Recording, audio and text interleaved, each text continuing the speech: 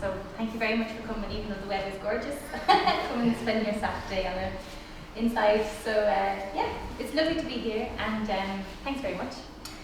So I'm just going to give a quick run through of just touching on a variety of different work I've been doing for the past number of years. I previously worked as a kind of consultant within the private sector, looking at kind of environmental law with a Philippine law firm. I then worked with a political party, the Green Party, and had worked with activist groups as well, advising on, I suppose, tackling climate change and climate law legislation in a manner that's socially just. We're trying to do that. And during the course of that work, I just came across sort of very, very interesting, I suppose, assumptions that are made by not only law and legislation when it comes to the environment, but also what climate change policy and how it assumes the world works, which was really fascinating. And basically, I suppose, climate change law and environmental law really was born around the time of kind of the early modern era, particularly the rise of capitalism. And it's kind of framed within a capitalist framework, and unfortunately, it's kind of caught within that. It's very difficult to extract it and to find alternative ways of seeing, though we come across them in our daily lives often, something which I'll touch on at the end of this presentation. Might be in places you don't think, but they're there. So great, I have to start with a very long title. I'm sorry it's so long, but it's because I get funding from this. So I'm a lecturer in planning and environmental law in University College Dublin, and I'm also on the European Research Council project, Property in Justice, led by Amy Strecker, and I'm a PhD student as part of that. So thank you to those both. Thank you. So I'm actually just going to start with the absolute basics, because surprisingly I've given lectures and people don't actually know what climate change is. But just to kind of, that we're all on the same page, that we know why climate change happens, and okay. You'd be surprised, I've had an awful lot of lectures where people aren't fully understanding of it, which is perfectly understandable as well. But, so I just want to start really with this graph, and we'll come back to it again and again. But this is the hockey stick graph. It's kind of a very famous graph by Michael Eman, a climate scientist based in the United States. And in this graph, it's kind of called a hockey stick because, as you can see, you have this long period of time where temperatures on the planet, from 1,000 years before Christ under the old system, was kind of a steady temperature, and then you have a massive rocketing up from around maybe 1850s onwards. So this is kind of the classic graph. And I'm going to just focus in this section on the very end, but we'll come back to the lead up, I suppose, from the 1400s, 1200s onwards as well. Does anybody want to guess actually what happened around 1800? Industrial Revolution? Yes. And does anybody want to guess what might have, like the lead up, what happened around maybe 1600, 1400, 1500, particularly in Ireland? Colonialism? Pardon? Colonialism? Yes, yes. So that's something that is not really kind of often spoken about, the lead up to that era of the Industrial Revolution. What ways did people's mindsets kind of have to be changed, and I'll cover that in the second half. But just to kind of talk about this period here from the 1850s onwards, you can see a massive rocketing up, and this was primarily due to the Industrial Revolution, the movement of people into the cities, and the use of kind of steam power, coal and fossil fuels to power the economy at this time. However, we're now in a very difficult situation where we have to drop emissions rapidly, and you can see this kind of quite horrifying graph. This graph was actually from 2018, and we're now still behind our time in cutting this. We were supposed to cut our emissions in Ireland, according to climate justice requirements, by 12% per year. It looks now under the Irish Climate Act in the south, it's only going to be around 5% per year. I'm not quite sure what the Northern Irish legislation cuts are going to be. Does anybody know? Peter, perhaps? Yeah, it's about the same. It's in that ballpark, 5% as well. Yes, yeah. And those cuts are drastic. During the coronavirus pandemic, for example, emissions globally reduced by 6% in 1 year, or in a half a year.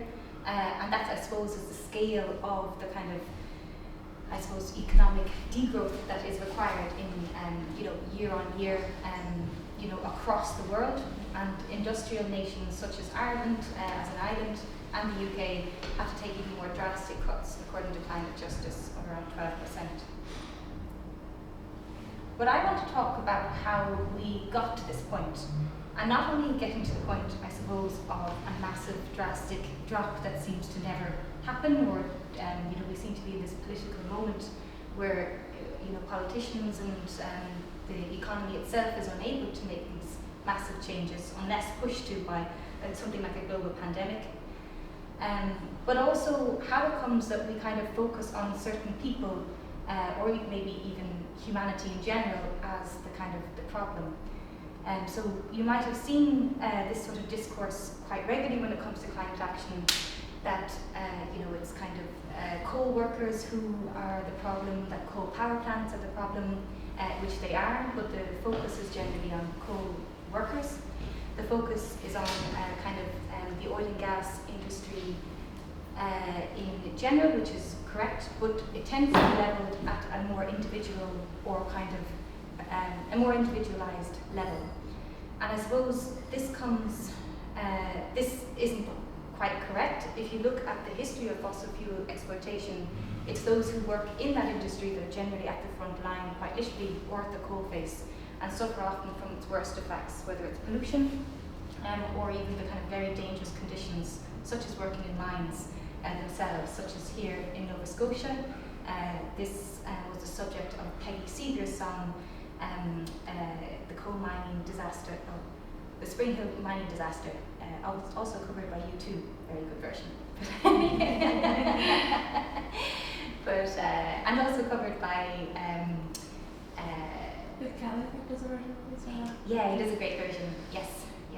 And my friend's band does as well. I have to forget the name of the band. She'll kill me. Landless, that's their name.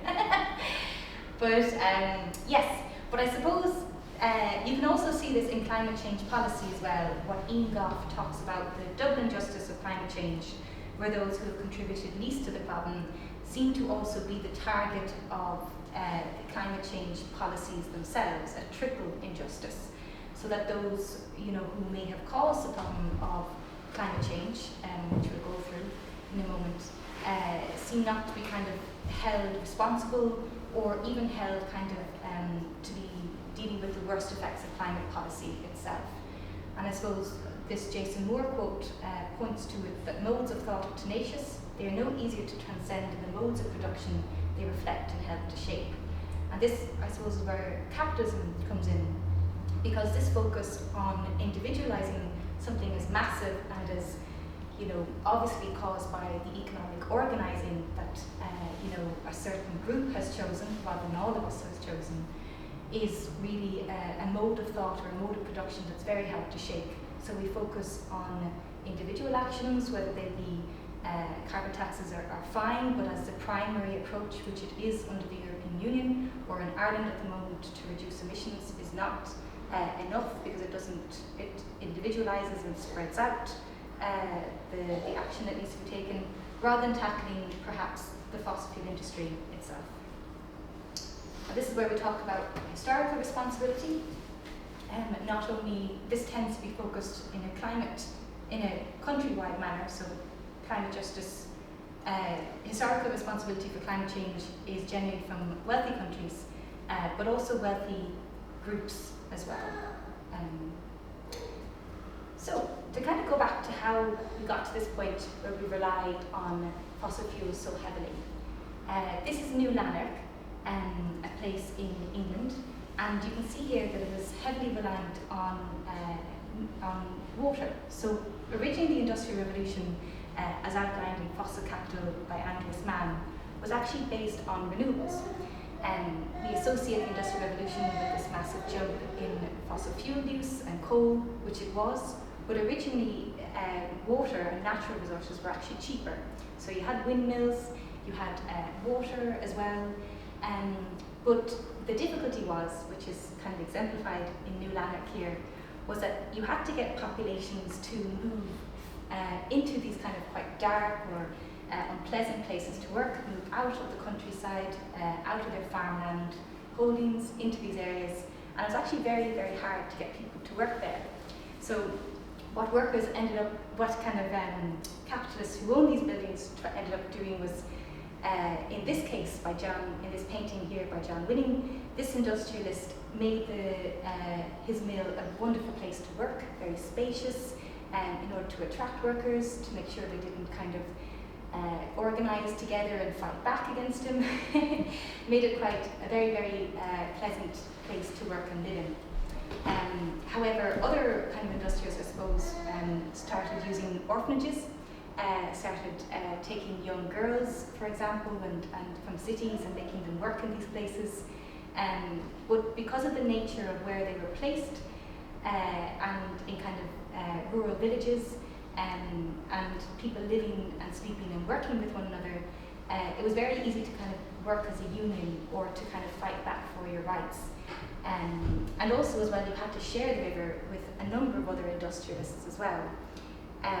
So what Andreas Mann argues is that steam power actually rose because industrialists did not want to have to share the resource that they were relying on for their income, and also not have to deal, I suppose, with an organised workforce. So you have the shift to cities, also accompanied by the enclosure movement as well. So you have places like Belfast, for example, where the enclosure movement, which was the removal of lands from, I suppose, a way of organising that people worked on the land in common for one lord. You had the land kind of cut up.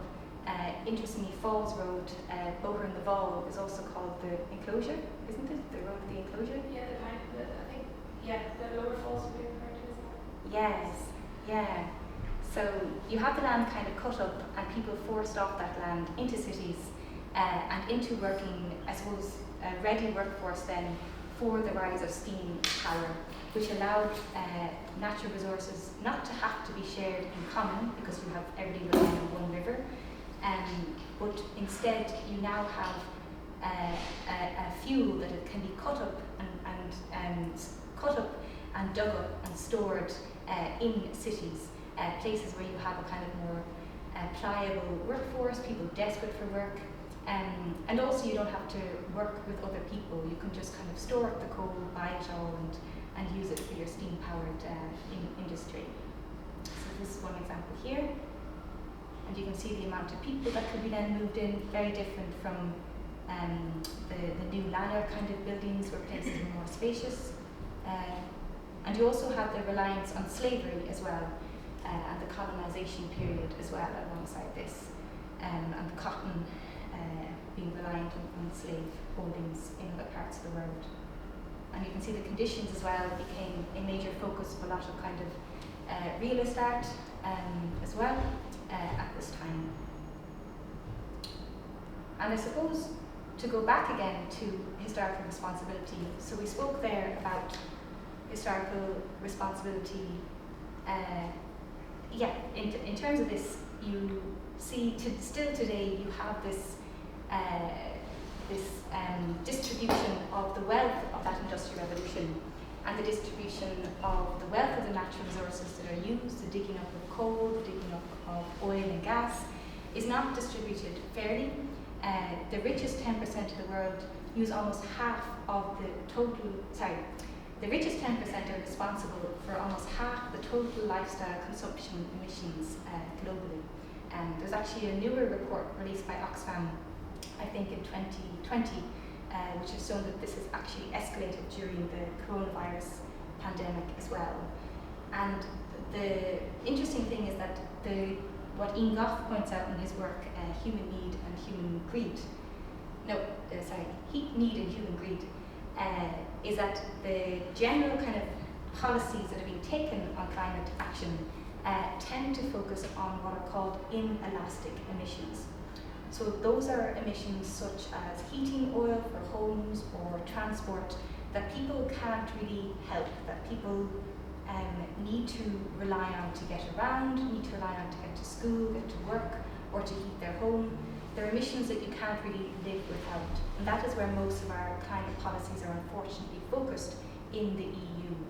While Oxfam and others, is another report on the impact, called the impact of affluence, which I'll share with people as well, shows that the wealthiest in the world, particularly those who, I suppose, made their money after the economic crash by investing in speculative land investment or other kind of speculative kind of industries, they tend to invest, not only live a lifestyle that's very carbon heavy, but also invest their money in other activities or investment opportunities that are themselves high carbon. So mining, for example, gold mining, such as in the Sperrins, you can see investments there that are coming all over the world to focus there. Also housing as well, the demolition of housing is actually surprisingly quite high in terms of carbon emissions. And also motorway projects in Ireland. So the motorway that was demolished for, the motorway that demolished part of the Tara archaeological landscape, Ireland actually pays a couple of million to international investors because we don't have enough cars on that road. So these are very good investment opportunities that are very high carbon at the moment. So you can see that carbon emissions is not as easy as maybe but still the kind of focus of our climate policy is essentially quite Malthusian. So Thomas Malthus, this idea that there's an overpopulating poor, there are too many people on the planet, and that's why, particularly poor people, and they're having too many children, and that is essentially why we have kind of an increase in natural resource depletion, and as well an increase in carbon emissions. And that kind of framework, which itself, that Malthusian framework, which itself was a servant of kind of capitalist and early modern progress, really frames a lot of our climate policy, unfortunately. And the reality is that 19 companies are behind 2/3 of all our emissions. These companies themselves are actually involved in a lot of the climate talks, the UNFCCC, United Nations Framework Convention on Climate Change. You'll see companies like ExxonMobil or Shell will actually even have a stand at these climate talks. They're allowed to be part of the regime and kind of have a say or to come to meetings along with other NGOs, despite being the primary contributors to the problem. So this fantastic report by Richard Head, published in 2013, exposed the fact that just two-thirds of all known carbon emissions emitted from the Industrial Revolution onwards have come from just these companies, which includes Shell, ExxonMobil, and others. Also, you do have the state companies, so like the Soviet Union as well, and Saudi Arabia as well, and they will be a bit later in certain cases. So you do have state companies, not just private companies. But yes, and actually, interestingly, there's now greater evidence that can link exact disasters to exact emissions, which is now the subject of a number of court cases by teenagers at the moment in the US. So you can actually link a particular hurricane disaster to emissions at a particular date from a company, which is really good for, I suppose, climate court cases at the moment. Peter will probably be able to talk about that a bit more.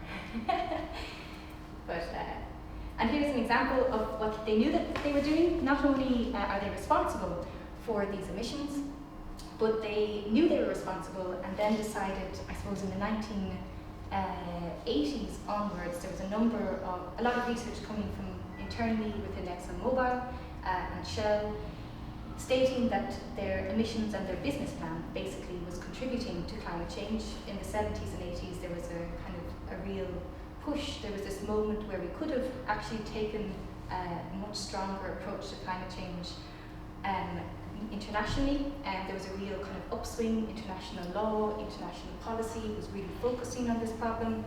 But basically, instead of adopting a change in their business plan and moving to renewables, or even maybe having a business plan that wasn't just about profit, they decided to just lie and sponsor, sponsor scientists even at the level of Harvard in the US, sponsor the setting up of kind of think tanks and organizations. This is all detailed by Naomi Klein in her fantastic book, This Changes Everything. Basically decided to kind of sponsor a misinformation campaign. And this is an example of one of their memos in 1998, which actually predicted the rise of the climate strikers and vigilante environmentalists, just like Extinction Rebellion. So these direct action campaigns were known to be kind of on the rise. However, they continued with this kind of policy of just lying, basically. And here's an example of campaigners kind of pointing this out.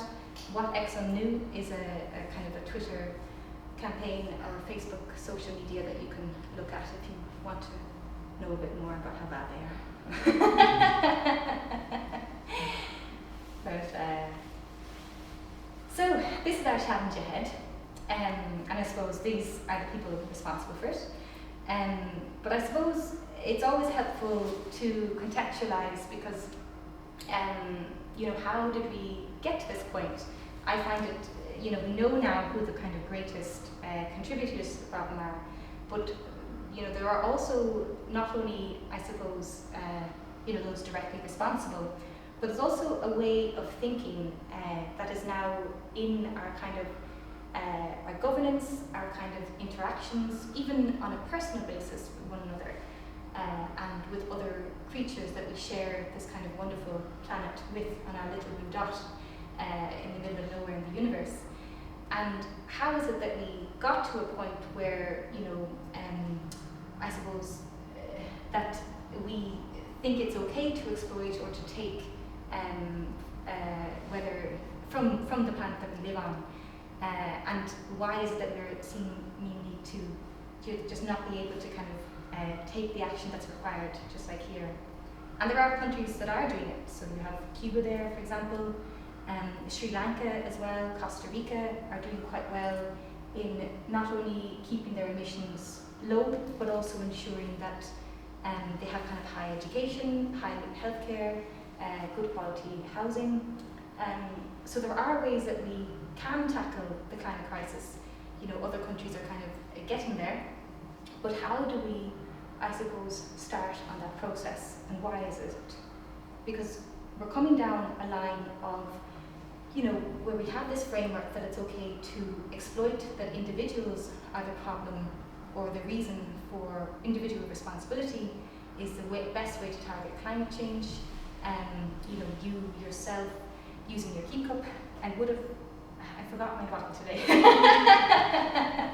So I actually passed the bottle, so that's not good.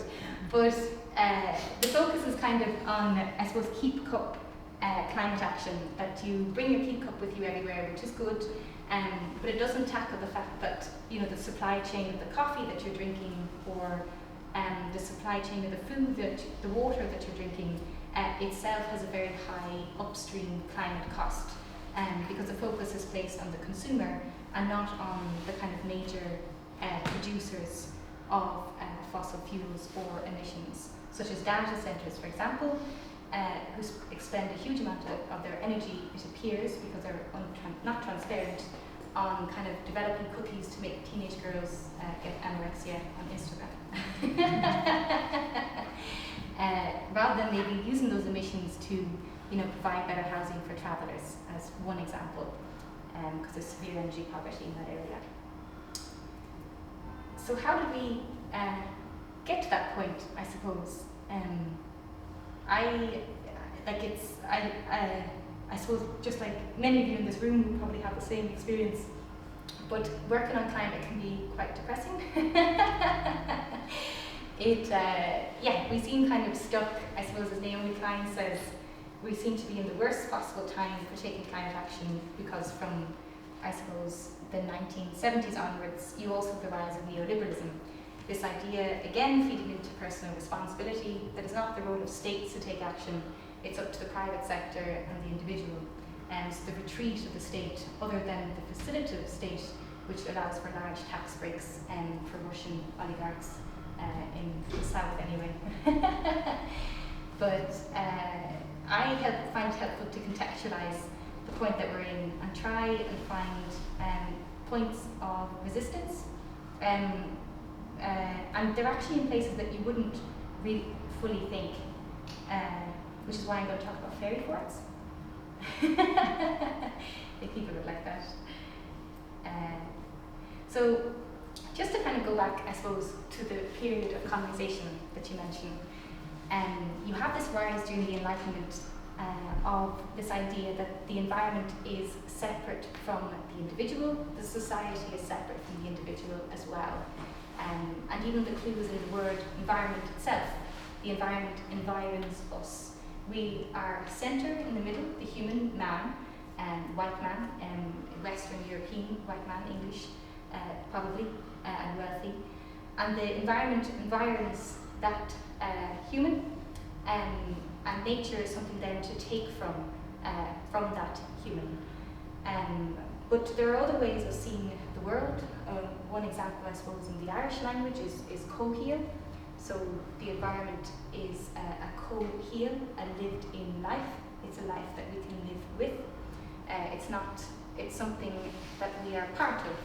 There's also the word moorheal, which I particularly like, in Connemara, which means the world is bigger than oneself, that you are just one small part of it and not better or not greater than any other. The moorheal is another word for the environment in the Irish language. And those are other ways of seeing that were removed during the Enlightenment period, which I suppose that framework and way of seeing that man is better and greater and on a hierarchy higher than the rest of nature really kind of infects or is prominent in our thinking today.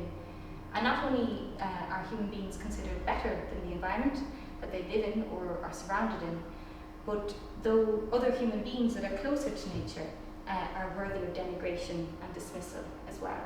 So during this time you also got the idea that certain people with different types of skin colour, or even just other ways of treating the land or other religions, such as in Ireland, that they were seen as closer to nature, unable to master or control it, and so they had to be controlled. They were the white man's burden, and needed to be controlled just like the environment that they lived in. And this also extended to women as well. So Caroline Merchant has a number of fantastic writings on from an eco-feminist perspective, which is again this idea that the way that we treat women is in our society is also linked to the way that we treat the environment, and to denigrate it.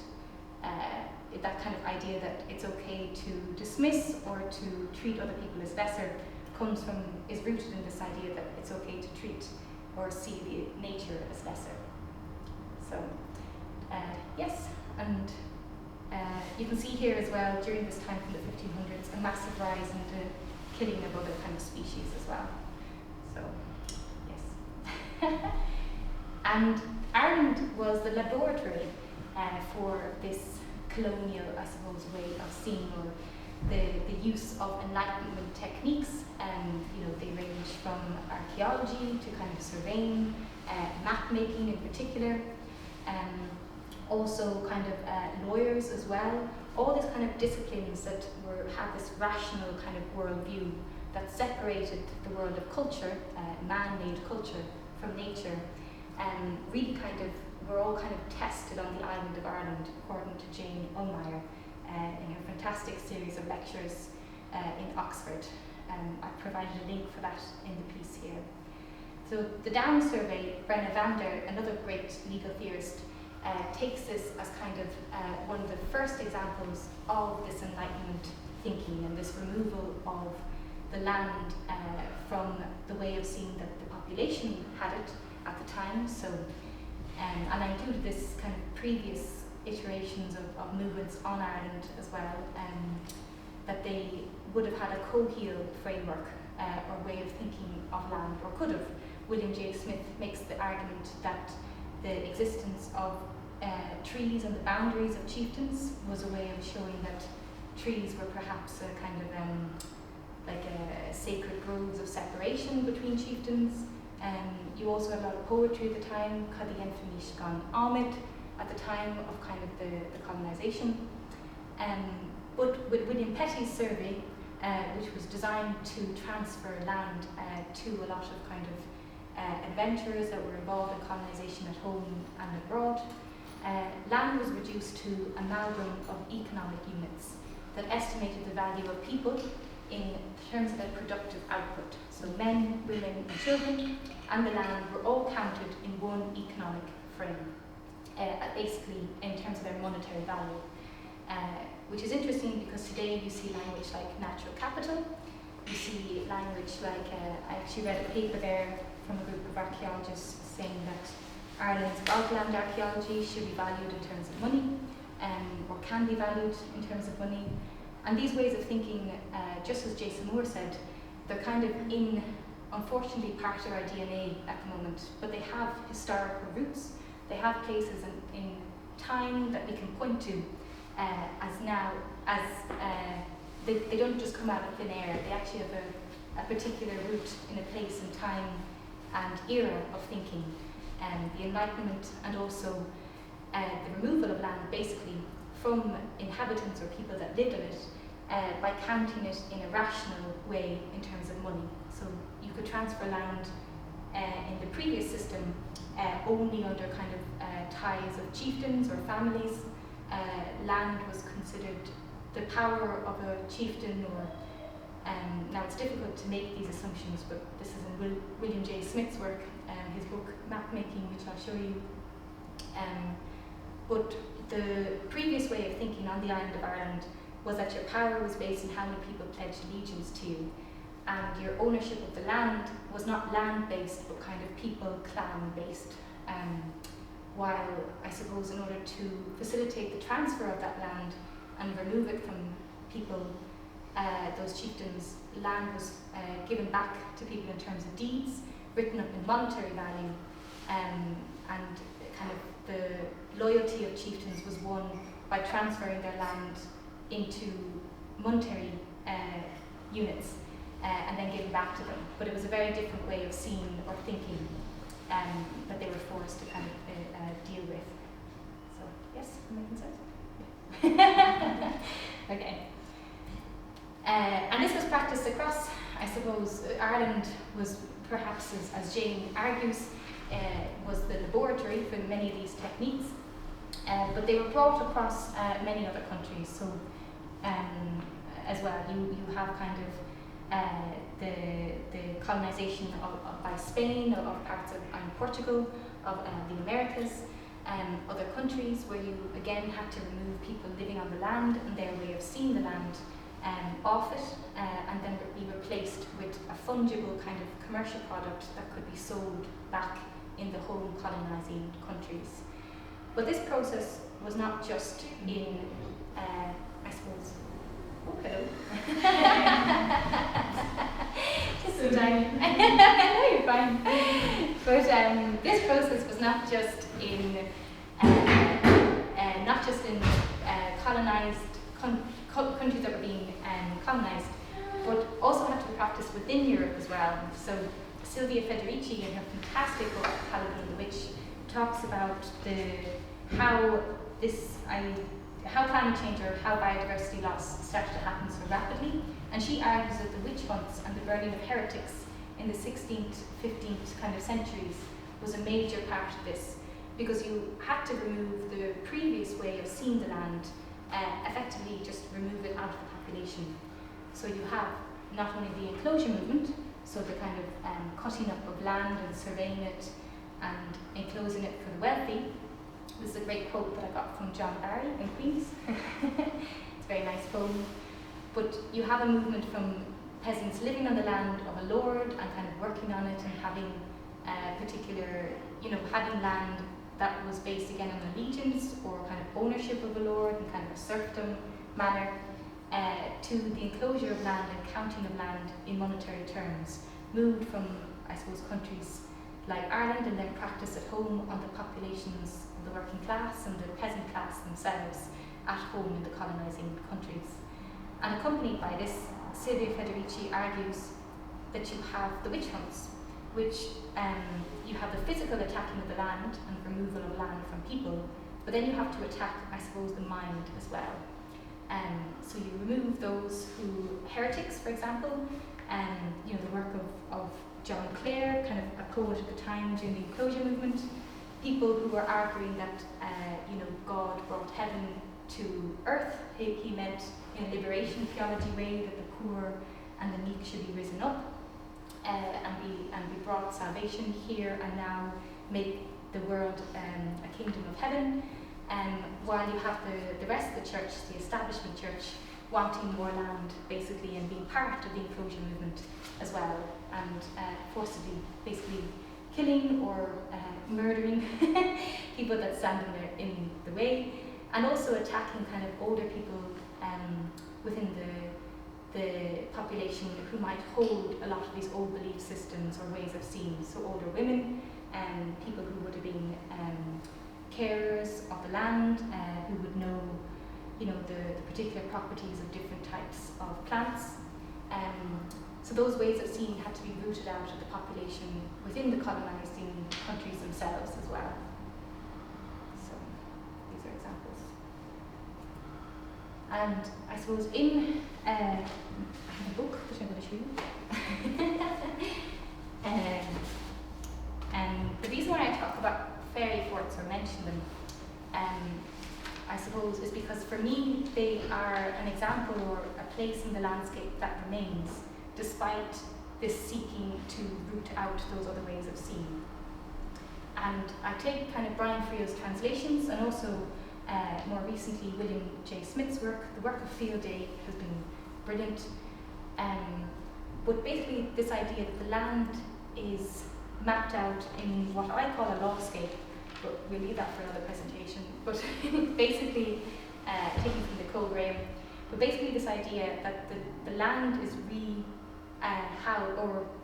remade in a new language. Everything suddenly has new names because of the Ordnance Survey. You can see it, Bover in the Val suddenly becomes Falls Road. You have places like Clonmala, which mean the kind of meadow of honey, suddenly become Clonmel, which is meaningless. So you have this process of removing the landscape from the people that live in it, not only in a physical sense in terms of enclosure and also colonisation, but also a mental sense, that it becomes very difficult to connect to the land that you live in because it's no longer named in the way that you understand or used to identify with. And we're forced, I suppose, under capitalism and the era of modernity to make homes in this new language, to find space and to cope with these new names and use them in our everyday. But in doing that, we, basically, I suppose, colonize ourselves and fix ourselves in a way of seeing that might not be linked to the world around us. But for me, these spaces are kind of still places of resistance. We often, when it comes to climate action, it's often about kind of these sort of very difficult to comprehend sort of policies or, little kind of twitches here and there in a taxation point of view or, just very kind of difficult to connect to one's everyday life, ways of kind of talking about nature or climate.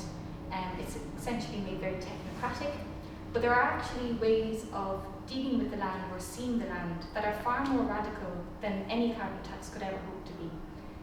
And that are places like holy wells, basically places where the well is worshipped, I suppose, in a religious sense, but it's also a link to an animistic sense of land, that land and water are precious and should be cared for and should not be polluted. The fairy fort as well, you leave certain spaces alone, that you allow kind of nature or to be clinical about it, biodiversity, to have its kind of particular spaces and to kind of respect them, to not have to own and take and know everything, that very enlightenment sort of rationality. Not everything has to be standardized, and sometimes it's beyond standardization. Many of those people who started that standardization with could not maybe have comprehended the state that we're in now, or maybe it's caused the climate crisis we're in. And these are some examples of ferry ports, motorways through them. I don't really have time to talk about it now. This is the ferry bush I got engaged in. And these are examples of kind of unaccountable concepts in our kind of legal system and policy system. Paying people to protect the corn crake, when people just like corn crakes. Why can't? Is there a framework or a way, through universal basic services or universal basic income, that these ways of seeing land could be protected, rather than reducing everything just into money, just as William Petty did. And that love of the land and love of the place should be something foremost to our work on environmental and climate policy, rather than a capitalist approach. That's it. Thank you very much, everyone.